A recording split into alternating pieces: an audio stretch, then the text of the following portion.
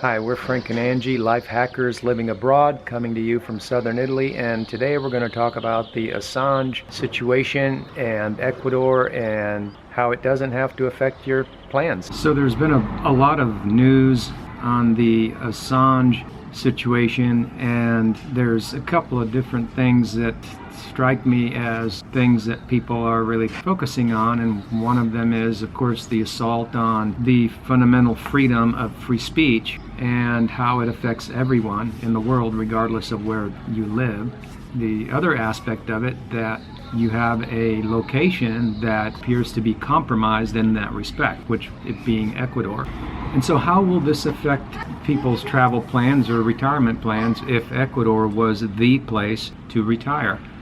Well, how it will actually affect it is open to debate, but one thing is for sure, this thing didn't just develop overnight, even though it appears like it just came out of the blue. It's actually been a shift that has been in motion and in the works in Ecuador. What we have is a situation where you have these countries that at any particular time, they can, without what appears to be without warning, just become somewhat volatile in this respect. Now, someone had written an article about the issue of developing countries being more volatile than, say, larger countries, United States, Europe, and what have you.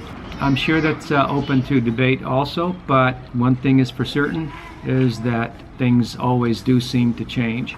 And so the main idea that it comes to my mind is that to have a place that we call the best place to retire and not have plans or contingencies is just setting yourself up for a lot more risk than maybe you had originally bargained for.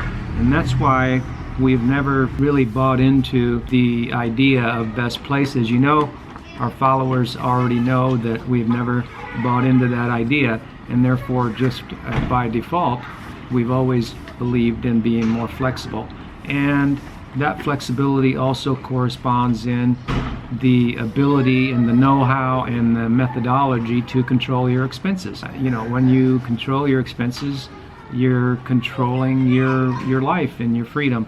Because as Benjamin Franklin said, a penny saved is a penny earned. I think that $100 saved or $1,000 saved is $100 or $1,000 earned.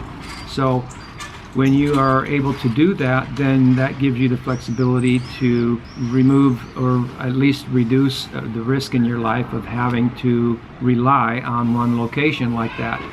So, and I'm not saying that Ecuador is off the list forever. I mean, it could be that things are just kind of hot right now, but we don't know. Is it a trend? It could be. Things like that happen in Argentina and other places like Venezuela, you name it. And so there's things always going on. The world is in a flux and things are always changing, and that's one thing that we can certainly rely on, is the fact that things do change. So who does it really affect when a country becomes, for all appearances, the situation becomes more volatile? Well, generally speaking, it doesn't affect the tourist as much unless the tourists are going right there in the specific area where the turmoil is happening.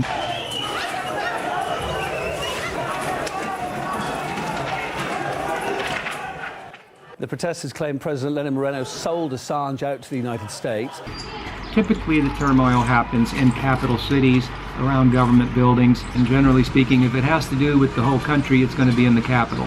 That's going to affect tourism for the time being there in Quito, but overall, in general, it shouldn't really affect the tourism overall.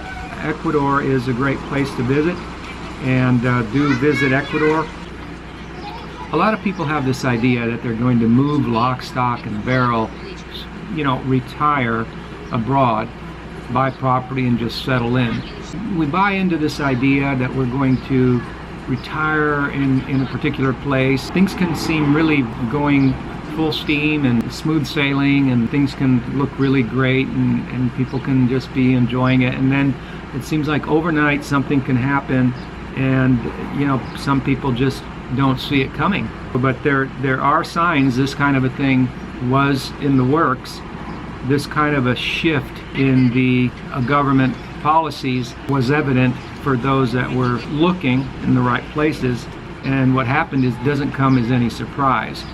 The last thing you want to do is be stuck in a place when there's some kind of extreme change in the political environment, more violence, what have you. You have to abandon your real estate or your container and lose all that money, because in a life situation that's what you would have to do. So I'm not doom and gloom, I'm just saying this is what's happening. There were some pretty violent protests in Quito. Where all this will end up, we don't know. These kinds of things do happen in these countries from time to time.